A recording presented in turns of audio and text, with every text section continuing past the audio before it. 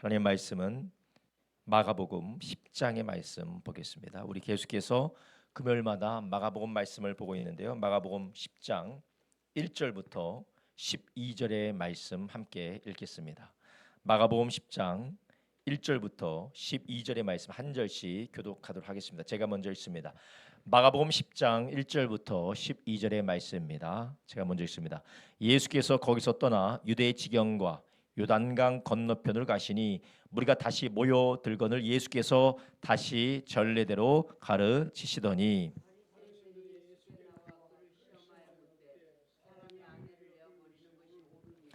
대답하여 가라사대 모세가 어떻게 너에게 명하였느냐.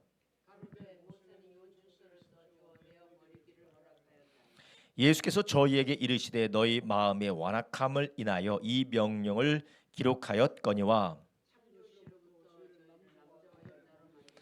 이러므로 사람이 그 부모를 떠나서 그러므로 하나님이 짝지어 주신 것을 사람이 나누지 못할지니라 하시더라. 이르시되 누구든지 그 아내를 내어버리고 다른 데 장가드는 자는 본처에게 간음을 행하며 또 아내가 남편을 버리고 다른 데로 시집가면 간음을 행함이니라. 아멘. 오늘 우리가 함께 읽은 마가복음 10장 1절부터 12절의 말씀을 가지고 하나님의 기준과 은혜의 조화, 하나님의 기준과 은혜의 조화라는 제목을 가지고 오늘도 함께 은혜를 나누려고 합니다. 예수님께서 마가복음 10장에서 어린아이에 대한 이야기와 그리고 물질에 대한 이야기도 하시고 또 결혼에 대한 이야기도 하십니다. 예수님께서 여러 가지 주제로 우리에게 말씀하시는데 주님께서 말씀하시는 모든 것들이 이 세상의 가치와 또 이 세상의 기준과는 상당히 차이가 있고 때로는 아주 바뀌어진 정반대의 방향을 가르치시는 그러한 예수님의 가르침이 있을 때가 있습니다. 그 이유가 무엇이냐? 바로 예수님의 가르침은 하나님 아버지로부터 온 것이고 하나님 아버지의 가르침은 바로 하늘로부터 온 것이기 때문에 그렇습니다. 하나님의 가르침이 하늘로부터 왔다라는 것은 이사야서 55장의 말씀처럼 하나님의 생각과 인간의 생각은 상당히 다릅니다. 인간이 보기에는 좋아 보이고 옳아 보이고 사는 것처럼 보여도 하나님 보시기에는 그것이 악하고 죽고 멸망당하는 것이기 때문에 그렇습니다. 그래서 시편의 말씀에 잠언의 말씀에 어떠한 길은 사람이 보기에 잘 되는 길이지만 필경은 멸망의 길, 사망의 길이라고 말씀하셨어요. 사람이 보기에 좋은 길, 옳은 길, 의의 길이라 하더라도 그러나 하나님 보시기에는 필경 망하는 길이 있다라는 것이에요. 성경에서 인간의 생각, 사람의 계획, 사람의 지혜, 사람의 생각과 사람의 모든 판단들을 하나님께서 긍정하시고 하나님께서 정말로 장려하시고 하나님께서 칭찬하신 적은 그렇게 많지가 않습니다. 물론 하나님께서 칭찬하신 적이 있죠. 예수님도 칭찬하신 적이 있습니다. 그렇지만 대부분 인간으로부터 나오는 많은 것들이 무엇이냐? 바로 악하고 멸망할 것이고 그리고 하나님의 뜻과 반대되는 것들이 많습니다. 심지어는 성경에서는 우리 인간의 본질적인 생각, 육신의 생각에 대해서 뭐라고 하셨냐면 육신의 생각은 바로 사망이라고 말씀하셨어요. 이것은 이 세상을 지배하고 세상의 주류를 이루는 인본주의적인 사상과 인본주의적인 생각과 상당히 방향을 달리하고 있는 것이에요. 이 세상에 근본적으로 가지고 있는 믿음과 가치가 무엇입니까? 인간이 열심히 노력하면 인간이 열심히 덕을 쌓고 교육하고 노력하고 열심히 무언가를 성취해내면 좋은 일을 할 수 있다라는 것이 인본주의적인 가치고 인본주의적인 방향성입니다. 그래서 교육이 중요하고 도덕이 중요하고 윤리가 중요하고 기술이 중요하고 인본주의적인 가치를 가지고 인간이 무언가 열심히 하면 어디엔가 도달할 수 있다라는 것이 우리 인본주의자들의 중심적인 생각입니다. 이런 인본주의자의 생각을 중심적으로 그 생각의 근원에 대하여서 예수님은 이 하나님께서는 반박하시는데 육신의 생각은 무엇이라고요? 사망이라는 것이죠. 그래서 육신이라는 것은 하나님을 떠난 육체의 주인된 생각이라는 것이에요. 하나님과 상관이 없이. 이 세상에서는 자기들이 쌓은 지식을 가지고 자신들이 가진 정보를 가지고 자신들이 이루는 업적을 가지고 대단한 것을 할 수 있다고 하지만 하나님은 분명히 그 모든 것이 사망으로 끝나게 될 것이다 라고 말씀하십니다. 오늘 우리가 읽은 성경 말씀도 마찬가지예요. 예수님 앞에 나온 바리새인들과 서기관들, 종교 지도자들이 첫 번째로는 예수님을 공경에 빠뜨리기 위하여서 이혼에 대하여서 물어봅니다. 여러분 우리가 잘 알다시피 예수님을 메시아로 그리스도로 증거했던 하나님이 보내신 마지막 선지자 요한, 침례 요한이라는 선지자가 뭐 때문에 감옥에 갇히고 죽임당하게 됩니까? 왕을 분봉왕 왕의 헤롯 왕의 잘못을 지적했다 해서, 그러니까 결혼에 대한 부분, 이혼하고 자기가 해서는 안 되는 결혼했다는 그 부분, 이혼에 대한 부분을 지적했기 때문에 요한이 옥에 갇혔어요. 그래서 똑같이 예수님이 지금 머물러 계신 곳에 영향력을 미치고 있는 사람이 그 헤롯인데, 예수님으로 공경을 당하기 위해서 공경을 당하고 공격당하게 하기 위해서 예수님께 그 질문을 하고 있는 겁니다. 이혼에 대해서 예수님에게 물어보고 있는 것이에요. 첫 번째로는 예수님을 곤경에 빠뜨리기 위해서 이 질문을 하고 있고, 두 번째는 그들이 순수하게 호기심으로 예수님께 물어봤을 수도 있고, 그 질문은 바로 그때 당시에 유대인들의 상황과 유대인들의 현실을 보여주고 있는 질문이기도 합니다. 그들은 무엇을 이야기하고 있느냐? 사람이 남자가 아내를 버리기를 원하면, 남자가 아내를 이혼을 파혼하기 원하면은 이혼 증서를 써서 이혼할 수가 있었어요. 그리고 그때 당시에 역사적인 자료들을 보면 그때 당시에 이혼이 상당히 사람들에게 흔한 것들이었는데, 그 이혼이 무엇 때문이었느냐?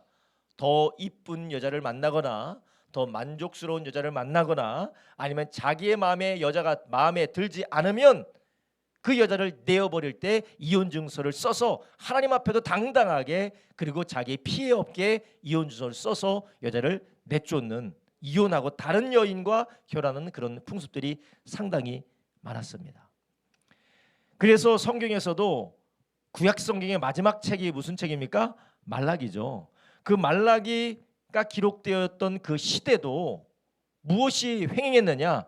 이혼이 횡행했어요. 합당하지 않은 이혼이 횡행했습니다. 그래서 말라기 2장에 보면은 2장 13절부터 16절에 보면 하나님께서 그 이혼이 완연함에 대해서 책망하고 계세요. 13절부터 16절 한번 보겠습니다. 너희가 이런 일도 행하나니 곧 눈물과 울음과 탄식으로 여호와의 단을 가리우게 하도다. 그러므로 여호와께서 다시는 너희의 헌물을 돌아보지 아니하시며 그것을 너희의 손에 기꺼이 받지도 아니하시거늘 너희는 이르기를 어찌 미니까 하는도다. 이는 너와 너의 어려서 취한 아내 사이에 여호와께서 일찍이 증거하였음임을 인함이니라. 그는 너의 짝이요 너와 매약한 아내로되 내가 그에게 괴사를 행하도다. 15절 여호와는 영이 유하실지라도 오직 하나를 짓지 아니하셨느냐? 어찌하여 하나만 지으셨느냐? 이는 경건한 자손을 얻고자 하심이니라. 그러므로 내 심령을 삼가지켜 어려서 취한 아내에게 괴사를 행치 말지니라. 이스라엘의 하나님 여호와가 이르노니 나는 이혼하는 것과 학대로 옷을 가리우는 자를 미워하노라. 만군의 여호와의 말이니라. 그러므로 너희 심령을 삼가지켜 괴사를 행치 말지니라. 아멘. 말라기 시대에도 무엇이 문제가 많았습니까? 이혼에 대한 문제가 많았어요. 근데 그 이혼의 이유가 무엇이냐? 자기의 유익을 위해서 이혼을 했다라는 거예요. 물론 예수님께서 이따가도 말씀을 우리가 보겠지만 예수님께서 인간의 완악함을 인하여서 이혼을 허용하신 거예요. 허용. 하나님의 뜻은 이혼이 아니고 이혼을 허용하신 거예요.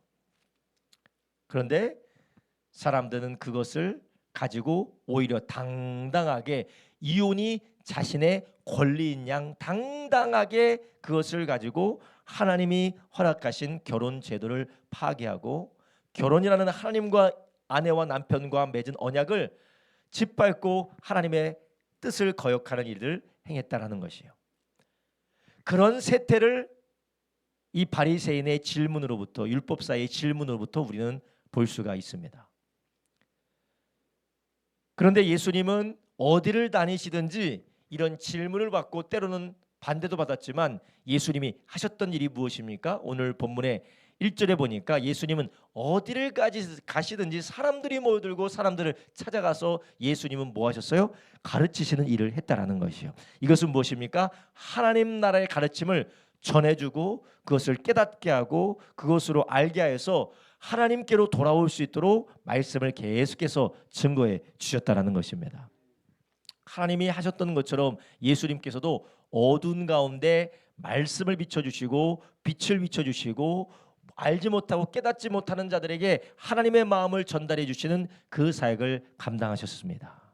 여러분, 우리가 하나님 앞에 늘 우리 가운데 역사하시고 하나님의 놀라운 일들이 우리 가운데 있는데 그게 무엇이냐? 바로 예수님께서 이 땅 가운데서 가르치셨듯이 항상 하나님이 우리 가운데 찾아오셔서 말씀으로 우리를 깨닫게 하시고 가르쳐 주신다라는 것이에요.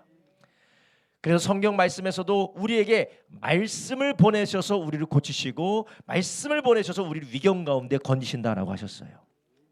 예수님은 이 땅에 오셔서 하나님의 아들이 오셔서 무엇을 하셨습니까? 하나님의 말씀을 계속해서 가르쳐 주셨어요.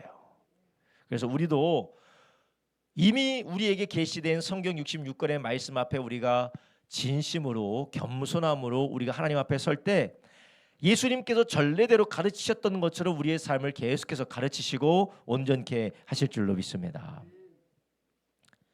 이런 예수님께서 오늘 우리에게 먼저는 결혼에 대해서, 이혼에 대해서도 말씀하시고 또 하나 이 말씀을 통하여 하나님이 우리에게 무엇을 보여주시느냐? 하나님의 기준이 얼마나 명확하고 우리는 그 하나님의 기준 앞에 어떠한 존재인지를 우리에게 드러내시는 것이에요. 먼저 하나님께서 우리에게 보여주시는 결혼에 대한 기준과 결혼에 대한 명확한 하나님의 뜻은 무엇입니까? 바로 하나님께서는 결혼은 하나님과 함께 맺은 언약이다라고 우리에게 말씀하세요. 한번 따라합니다. 결혼은 하나님과 함께 맺은 언약이다. 네. 결혼은 하나님과 함께 맺은 언약이에요. 우리가 세상에서는 결혼은 내가 좋아서 하는 겁니다. 내가 좋아서 하는 것이고 내가 유익 보려고 하는 것이고 내가 행복하려고 하는 것이에요. 그런데 성경이 말씀하시는 결혼은 내가 하고 싶어서 하는 것도 있지만 결혼은 하나님과 아내와 남편과 하나님과 이 삼각관계에서 함께 언약을 맺어서 하는 것이 바로 결혼이라는 것이에요. 이것이 바로 예수님이 오늘 본문을 통해서 명확하게 우리에게 제시해 주시고 있습니다. 6절 한번 읽겠습니다. 6절에 예수님 뭐라고 하십니까? 마가복음 10장 6절에 결혼에 대해서 이렇게 말씀하세요. 창조시로부터 저희를 남자와 여자로 만드셨으니 이러므로 사람이 그 부모를 떠나서 그들이 한 몸이 될지니라. 이러한즉 이제 둘이 아니요 한 몸이니 그러므로 하나님이 짝져 주신 것을 사람이 나누지 못할지니라 하시더라. 아멘. 자, 결혼에 무엇을 연관시키고 계십니까? 하나님을 연관시키고 계세요. 결혼은 하나님이 없이 이루어지는 결혼은 없다라고 예수님 말씀하시는 것이에요. 이혼에 대해서 제가 말씀드리기 전에 오늘 성경에서 말하고 있는 이혼에 대한 부분은 제가 거론하기 전에 먼저 결혼은 사람이 좋아서 하고 끝나는 것이 아니라 하나님께서 먼저 맺어주셔서 부모를 떠나서 남자 여자가 하나 되는 것이 결혼이라는 것이에요. 그래서 결혼은 남자와 여자, 아내와 남편 간의 둘만의 일로 끝나는 것이 아니라 그 가운데 하나님이 계시고 하나님이 그 결혼을 시작하게 하셨고 유지하게 하시고 그 결혼을 통하여 하나님이 하고자 하시는 일이 있다라는 것이에요. 여러분, 우리가 결혼하고 싶어서 결혼하고 이혼하고 싶어서 이혼하고 그러는 것은 내 마음대로 내 뜻대로 그 모든 것을 결정하는 것은 하나님의 사람들이 할 수 있는 것이 아닙니다. 모든 것은 어디 안에 있느냐? 하나님과 맺은 언약이라는 것이에요.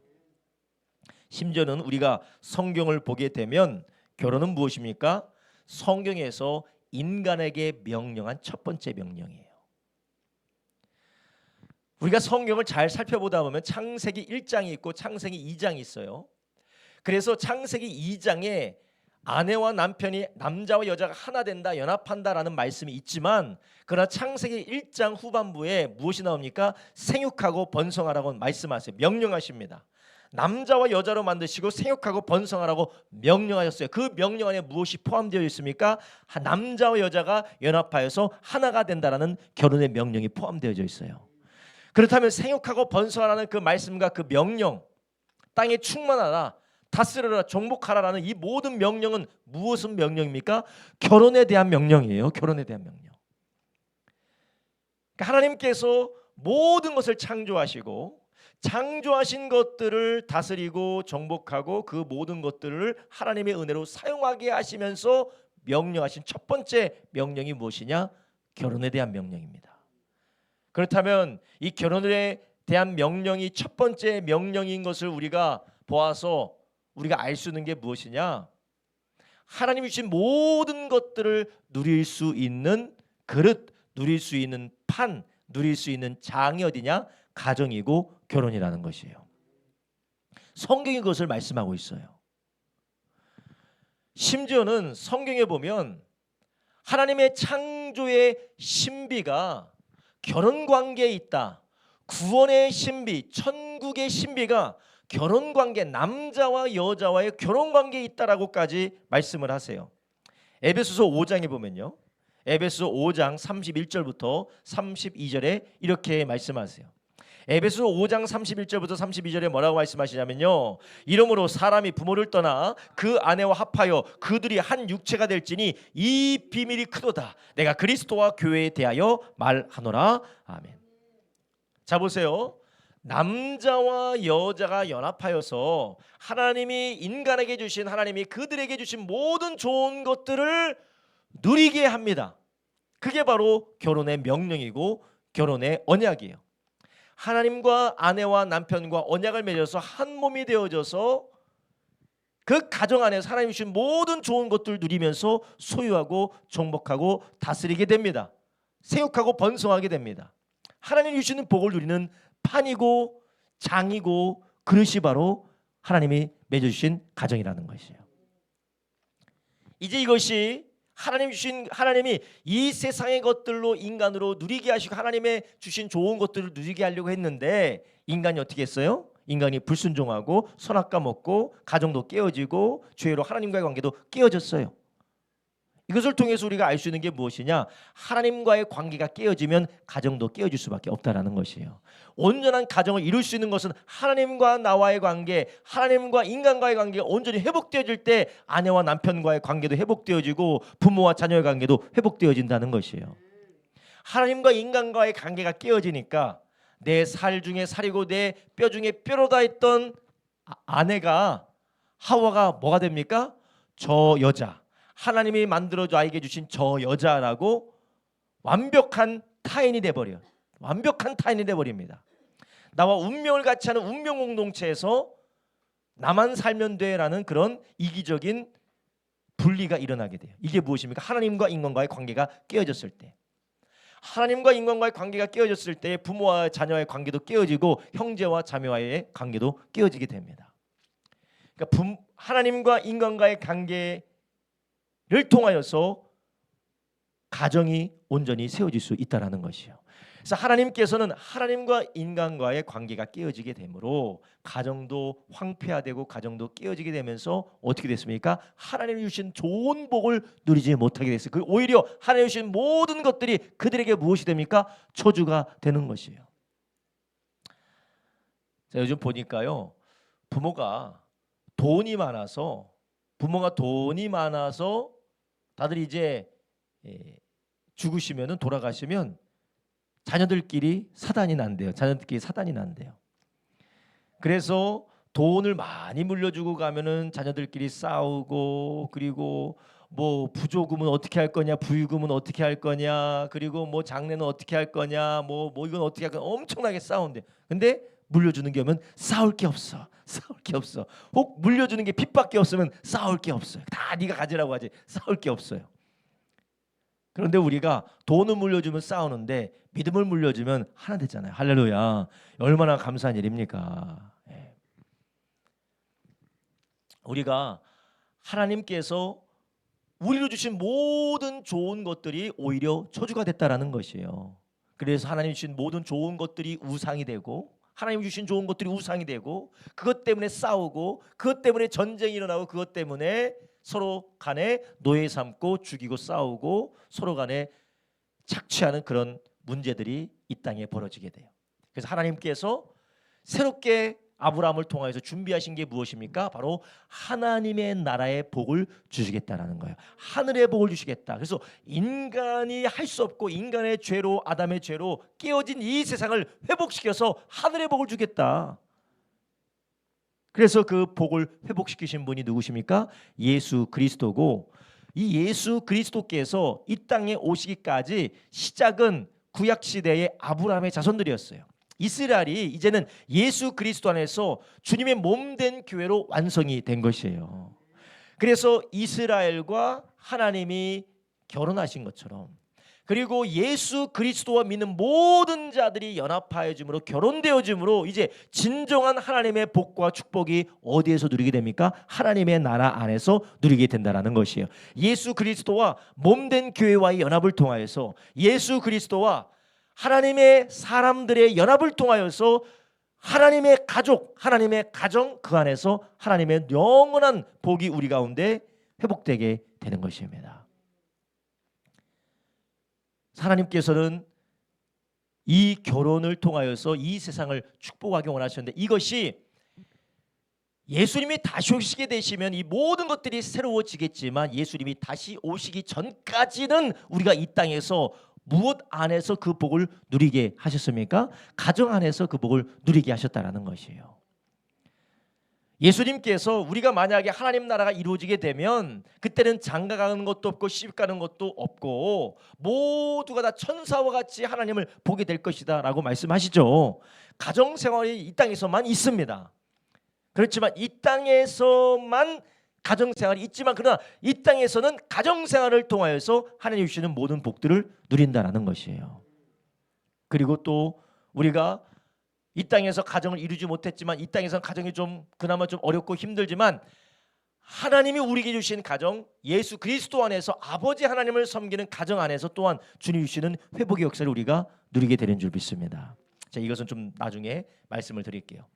먼저 우리 주님께서 결혼에 대한 기준을 우리에게 무엇으로 보여주시냐? 결혼은 하나님과 맺은 언약이고, 이 결혼은 하나님이 우리에게 주신 축복이고 우리에게 주신 사명이고, 또한 우리에게 주신 하나님이 주신 특권이다라는 것이에요. 그래서 우리는 결혼을 통해서 모든 좋은 것들을 누리게 된다라는 것이에요.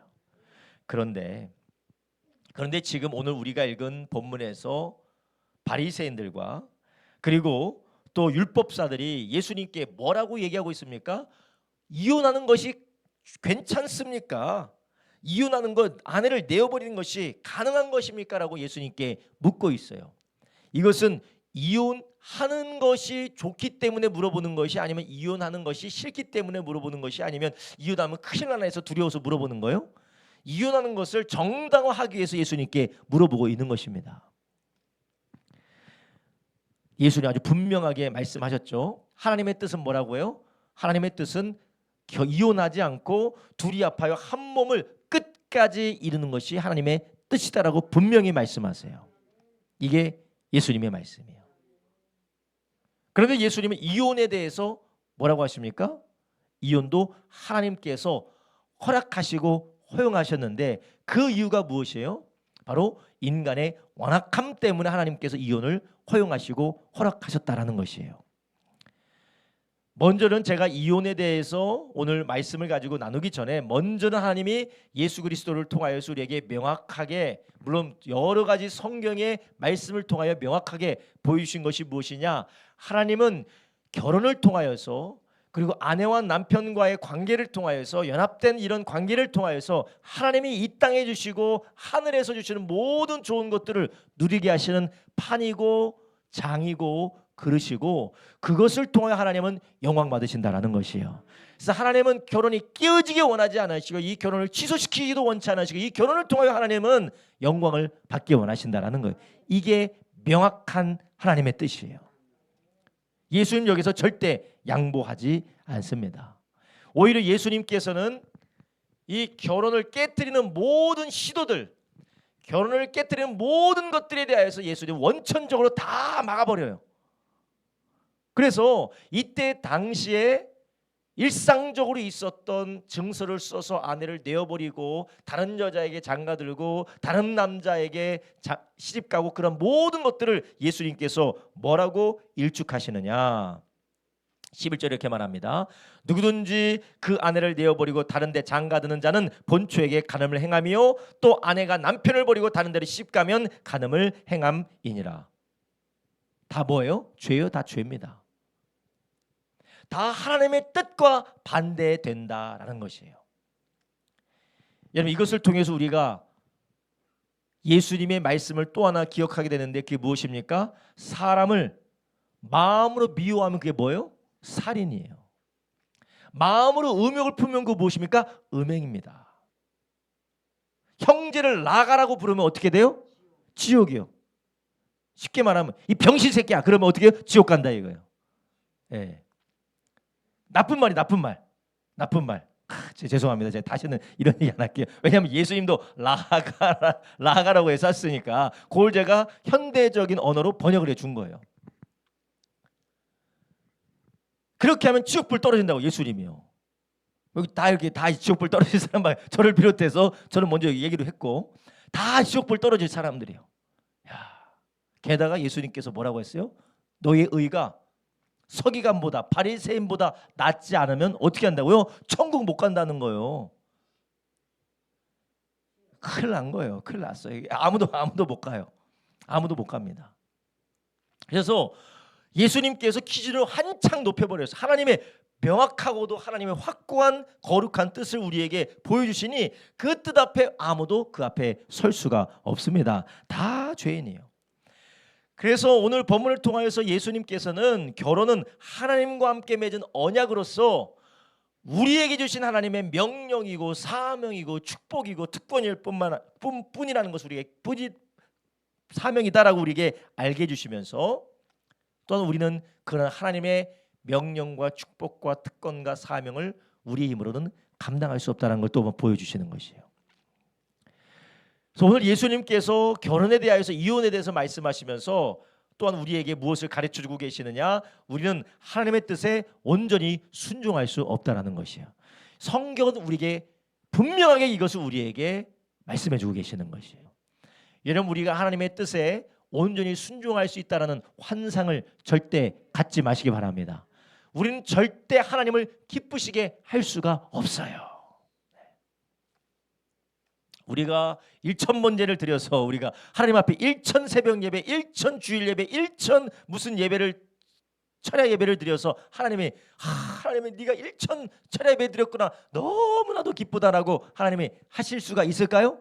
없다라는 거예요. 우리의 행위와 우리의 노력과 우리로부터 나온 어떤 것으로도 하나님을 기쁘시게 할 수 없고 우리는 하나님의 기준에 도달할 수가 없습니다. 이게 바로 우리의 착각이라는 거예요. 이게 인본주의적인 착각이에요.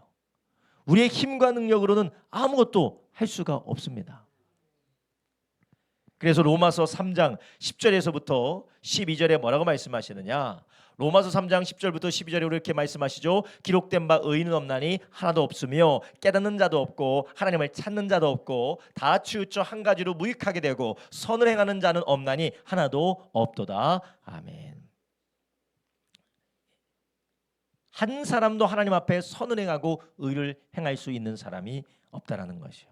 이것을 결혼 관계로 끌어가지고 오면 어떤 사람도 온전하게 아내와 남편을 향하여서 하나님과 언약을 맺은 대로 아내는 남편을 사랑하고 남편은 아내를 사랑하고 함께 연합하여서 하나님의 복을 누릴 수 있는 사람이 있을까요? 없을까요? 아무도 없다라는 거예요. 그래서 어느 가정도 온전한 가정이 없는 이유가 무엇이냐? 우리가 다 하나님과 관계가 깨어졌고 우리가 하나님 앞에 온전히 설 수 없기 때문에 그렇다는 것이에요.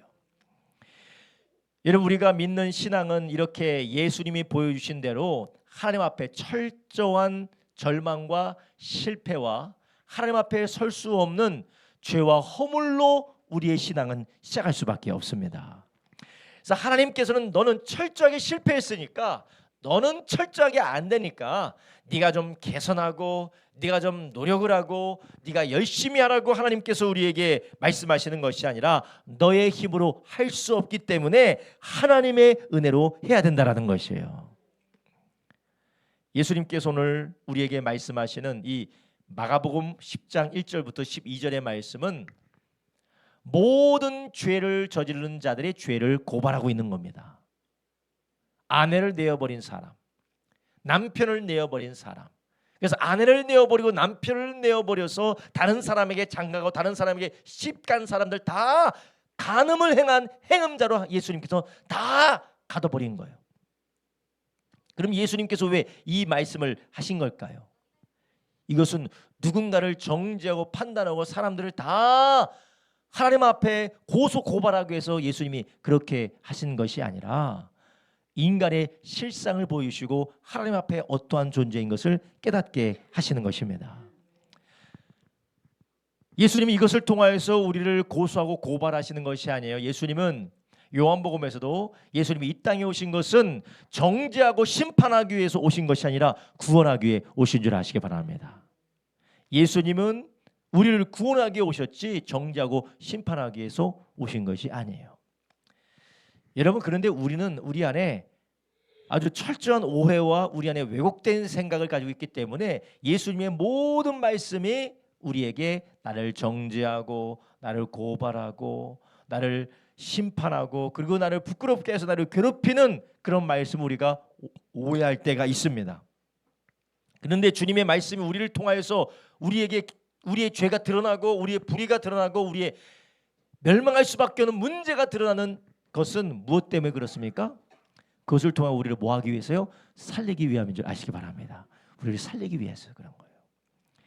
그래서 하나님께서 우리에게 복음을 주시기 전에 우리에게 율법을 주신 이유가 무엇입니까? 율법을 통하여서 우리의 죄를 깨닫고 그 죄를 사하시는 예수님을 영접하게 하기 위함입니다.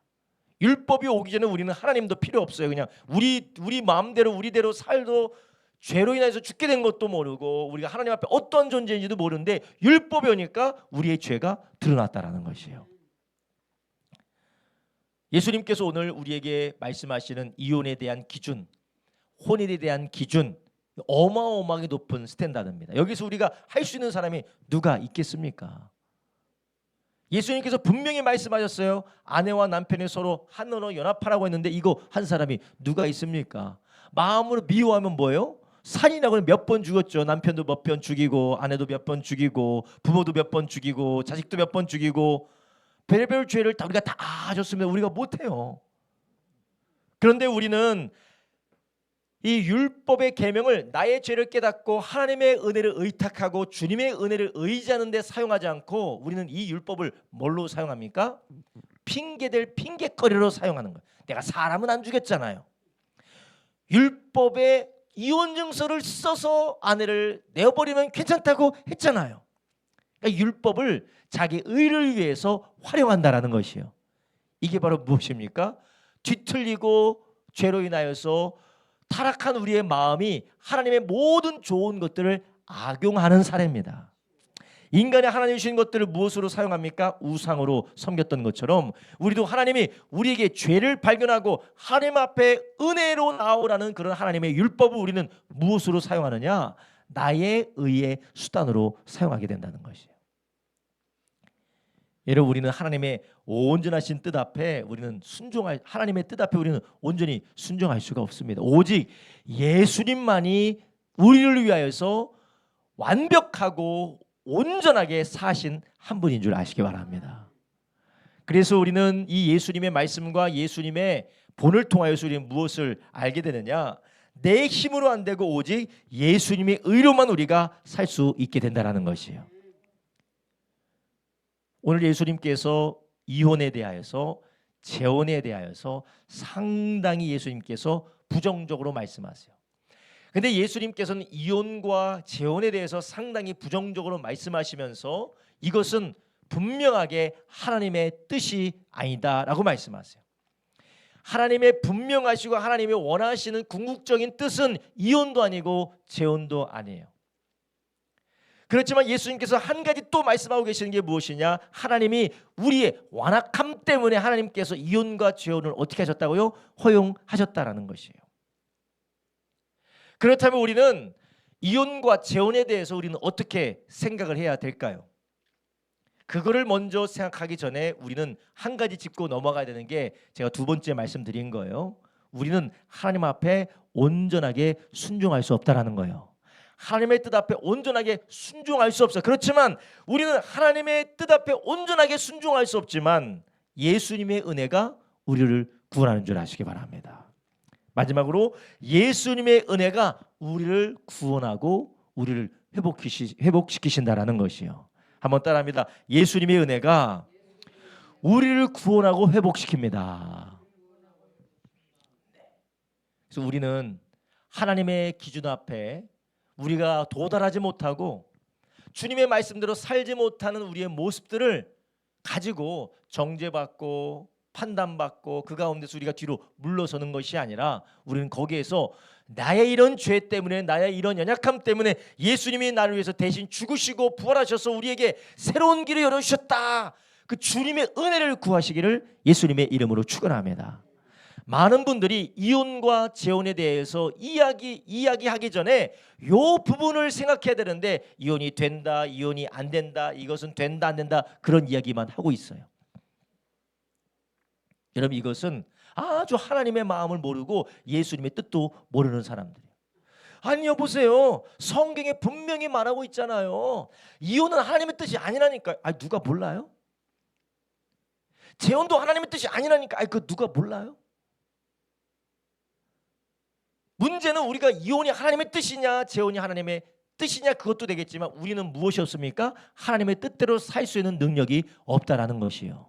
그리고 더 중요한 것은 하나님의 뜻을 온전하고도 완벽하게 이루신 분이 계신데 그분이 누구십니까? 예수 그리스도라는 것이요.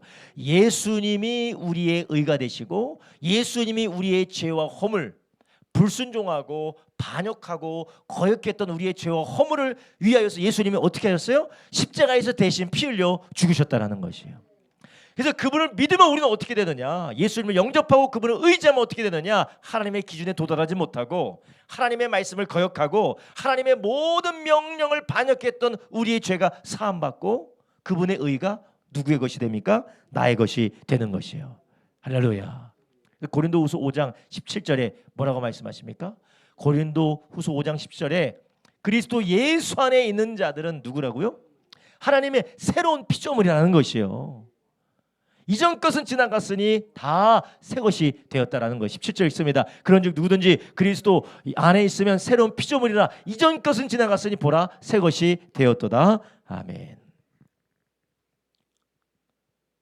여러분 우리가 교회 안에서 이혼에 대해서 이야기할 때 재혼에 대해서 이야기할 때 우리가 하나님의 뜻이 예수님 분명히 말씀하셨으니까 이건 하나님의 뜻이 아니다. 이것은 하나님의 이 궁극적인 뜻이 아니다라고 해서 이 모든 것을 이야기하기 전에 더 중요한 게 무엇이냐?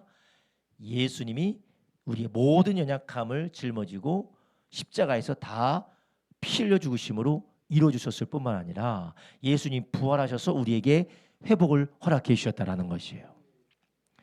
그래서 우리가 이혼을 생각하든지 재혼을 생각하든지 결혼을 생각하든지 우리는 어느 기준에서 우리는 생각해야 되느냐? 예수님이 그리스도 예수 안에서 예수님의 영 안에서 우리가 못할 회복이 없고 하나님이 못하실 일이 없고 못할 시작이 없다라는 것이에요.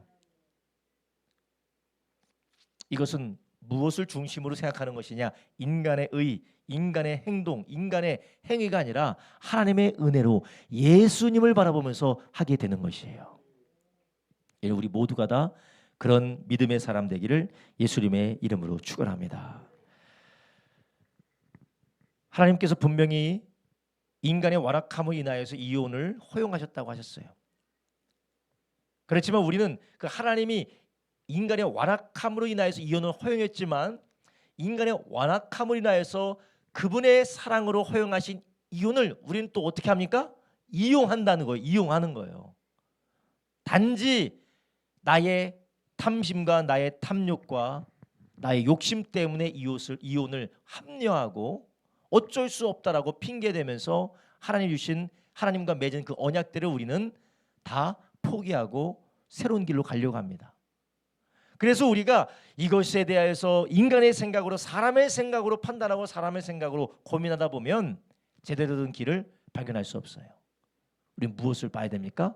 죽으시고 부활하신 예수님을 보셔야 돼요. 예수님이 나를 위해서 죽으시고 부활하셨기 때문에 무너진 가정관계, 무너진 아내와 남편과의 관계, 무너진 부모와의 자녀와 관계를 회복시키지 못하실 것이 없다라는 것이요. 반대로 내가 부족하고 내가 연약하고 내가 실수해서 가정이 깨어졌지만 예수님 회복시키시면 새로운 결혼을 통하여서, 새로운 재혼을 통하여서 못하실 일도 없다라는 것이요. 가정을 깨뜨리고 하나님과 언약을 배반했던, 언약을 깨뜨렸던 나의 죄와 허물을 위해서 누가 죽으셨어요? 예수님이 죽으셨기 때문에 새로 회복하지 못할 일이 없다라는 것이요. 할렐루야. 그래서 진리를 알지니 진리가 너희를 자유케 한다라는 것이요. 여러분, 우리는 예수님의 은혜를 하나님의 영광을 위해서 사용해야지. 이 은혜는 막 이상한 데 쓰면 안 되겠지만 주님 안에서 얼마나 자유합니까? 근데 그 자유가 언제 자유냐? 하나님을 위해서 살기 위해서 이 자유를 쓸 때에 자유하다라는 거예요. 나의 탐욕과 나의 욕심과 나의 자아를 위해서 우상 숭배하듯이 이 자유를 남용하는 것이 아니라, 그래서 바울이 뭐라고 했어요? 너희가 그리스도 예수 안에서 주신 그 자유를 너희가 헛된 데 사용하지 말라는 것이에요. 여러분, 우리는 예수님 안에서 놀라운 자유가 있습니다. 근데 그 자유는 예수님 피로 값주고 사신 자유입니다. 그리고 그 자유를 우리는 하나님을 위해서 사용하는 것이에요. 가정 생활에서, 아내와 남편과의 생활에서 우리가 많은 위기가 있고 어려움이 있을 수 있어요. 그리고 그 가운데 우리가 심각하게 이혼을 고민할 수도 있고, 또 이미 깨어져서 이혼한 상태에서 재혼을 고민하는 사람도 있을 것입니다. 여러 가지 고민하시는 분들이 있어요. 근데 저는 우리 성도님들에게, 그리고 우리가 앞으로 성도님들이 고민과 그리고 어려움이 있는 분들을 상담하게 될 때 저는 성도님들에게 권면해드리고 싶어요. 그 모든 고민의 중심에 죽으시고 부활하신 예수님을 중심에 두시기 바랍니다. 그리고 그 모든 것을 고민하며 그 중심에 계신 예수님께서 자유를 선용하게 하실 때 누구를 위해서 자유를 써야 돼요? 하나님 사랑하고 예수님을 사랑하셔야 돼요. 성경에 보면 수 없는 결혼에 대한 수많은 케이스가 나와요. 만약에 믿지 않는 남편이 너와 갈리고자 하거든, 바울은 뭐라고요? 갈리게 하라. 이 바울이 지금 이혼하라고 했네. 고린도서의 말씀 기억하시죠? 만약에 믿지 않는 남편이 너와 갈리고자 하면 갈리게 하라. 근데 너랑 살고자 하면 살게 놔둬라. 하나님은 그 영혼을 구원할지 어떻게 아느냐. 여기 중심이 뭐 있어요? 이혼하라는 겁니까? 같이 살라는 겁니까? 죽어도 같이 살아야 돼? 싫으면 이혼해. 그게 중심이 아니라 하나님을 사랑하고 하나님의 영광을 위해서 살고자 하는 그런 믿음이라는 것이에요. 하나님과의 관계예요. 수많은 케이스가 성경에 다 나와 있어요. 또 어떤 데서는 과부를 향하여서 그냥 결혼하지 말라는 것도 있고, 또 과부를 향해 결혼하라는 것도 있고, 여러 가지가 다 있습니다. 그 중심에 무엇이 있어야 되느냐? 하나님을 사랑하고 예수 그리스도께서 이루신 일에 대한 확신이 있어야 돼요. 두려움 때문에 결정하지 마세요. 내가 이혼하지 않고 살다가 이거 망하는 거 아니야? 내가 이거 이혼했다가 망하는 거야. 두려움 때문에 결정하지 마세요. 예수 그리스도께서 우리를 위해서 치르시고 우리를 위해서 행하시고 우리를 위해서 부활하신 놀라운 능력 안에서 자유하게 담대하게 하나님의 영광을 위해서 사는 저와 여러분 되길 주님의 이름으로 축원합니다. 때로는 남편의 폭력적인 것들로 인하여서, 남편의 아주 학대로 인하여서, 아내의 학대, 아내의 착취, 남편의 학대, 남편의 착취, 말할 수 없는 그런 인간을 피폐하게 만드는 그런 것들로 인하여서 때로는 이혼을 고민할 때가 있어요. 그럴 때 내가 두려워서 이혼 못하고, 내가 겁이 나서 이혼 못하고, 혹은 내가 두려워서 이혼하려고 하고 내가 겁이 나서 이혼하려고, 그래서는 안 돼요. 예수 그리스도 안에서 주님이 하신 일을 기대해, 주님이 하신 일을 신뢰하고 그 안에서 하나님이 하실 일들을 기대할 뿐만 아니라 하나님을 사랑함으로 그 안에서 우리 자신을 드리시기를 주님의 이름으로 축원합니다. 물론 그러한 결정과 일들이 쉬운 일은 아니, 정말 쉬운 일들이 아니에요. 그런데 하나님께서 우리에게 예수 그리스도라는 우리의 주님을 주셨기 때문에 그 안에서 우리는 하나님의 능력으로 합력하여 손을 이루게 될 줄로 믿습니다. 우리 성도님들 오늘 함께 예배드리시는 분에 뭐 여기서 여기 계셔서 뭐 이혼 고민하시는 분들은 없잖아요, 그죠? 여기 혹시 저희 고민하시나요? 저 뒤에 고민하시나요? 저희 아내분 고민하고 계세요? 대답을 안 하시네. 이혼을 고민하시는 여기 계신 분은 없잖아요. 황혼 이혼을 좀 고민하고 계시는 분 계신가요? 황혼 이혼을? 예? 예? 오늘 이 말씀은 물론 언젠간 필요하기 때문에 하나님이 주시는 말씀이겠지만 그렇지만 우리 교회 안에서 그런 어려움과 여러 가지 일들이 있을 때 믿음 안에서 조언해 주시기 바랍니다. 우리는 인간의 마음을 가지고 인간의 선입견을 가지고 인간의 생각을 가지고 얘기하는 것이 아니라 예수님 안에서 하나님을 사랑하고 예수님 안에서 자유함으로 성령의 인도받도록 기도하면서 권면하고 이끌어 주시는 저와 여러분 되기를 예수님의 이름으로 축원합니다. 그러니 예수 믿는 사람들은 얼마나 감사합니까? 예수 믿지 않는 사람은 자기 마음대로 결정하고 자기가 책임져야 되고 이게 옳으나 그르나 하면서 평생을 투쟁하며 살아가다가 씨름하며 살아가다가 죽으면 지옥 가는 줄 모르고 지옥을 갈 텐데 우리 믿는 사람들은 정말 예수님 알고 예수님을 신뢰하고 주님을 따르고 주님과 함께 살기로 결단한 사람들은 얼마나 감사합니까? 우리 주님께서 우리에게 영원한 생명과 영원한 의를 주셨기 때문에 우리는 두려움과 근심 걱정 염려가 아니라 믿음으로 확신으로 주님을 따라가는 것이에요. 주님께서 그 믿음과 확신과 주님을 사랑함으로 결정한 것을 주님께서 반드시 책임져 주시는 줄 믿으시기 바랍니다. 왜냐? 고린도후서 5장 17절 말씀처럼 그리스도 안에 있는 자들은 누구입니까? 바로 새로운 피조물이기 때문에 그렇습니다. 할렐루야. 기도하겠습니다. 이 시간 우리 함께 기도할 때 주님, 우리가 하나님의 기준에 도달할 수 없는 죄인들이지만 주여 우리가 하나님의 말씀을 온전히 순종할 수 없는 연약한 죄인들이지만 예수께서 우리의 죄를 위해서 대신 죽으시고 우리를 위해서 완벽하게 삶으로 예수님이 우리의 의가 되시니 감사합니다. 예수 그리스도로 우리가 옷 입어서 하나님 안에서 우리가 나의 사랑하는 자여 내 기뻐하는 자라고 날마다 우리를 기뻐하신 하나님의 은혜에 감사를 드립니다. 주여 그래서 성령이 우리 가운데 계시오니 우리가 이 은혜 안에서 늘 감사하게 하여 주시옵시고 하나님 아버지 그 은혜 안에서 우리가 자유함을 누리되 이 자유를 남용하는 것이 아니라 하나님을 사랑함으로 주님을 신뢰함으로 주님을 섬김으로 이 자유를 사용하는 우리가 되게 하여 주시옵소서. 하나님 아버지 결혼을 통하여서 혼인을 통하여서 우리에게 모든 영육 간에 하나님의 나라에 좋은 것들 주길 원하시는 주님 우리 가정마다 성령으로 하나 되게 하여 주시옵소서. 하나님 부모와 자녀와의 관계가 아내와 남편과의 관계가 회복되게 하여 주시되 먼저 하나님과의 관계가 은혜 안에 회복되게 하여 주셔서 예수와 성령으로 연합하게 되어짐으로 회복 역사가 가정 가운데 일어나게 하여 주시옵소서. 우리가 주여 세 번 부르 합심하여 기도합니다. 주여 주여 주여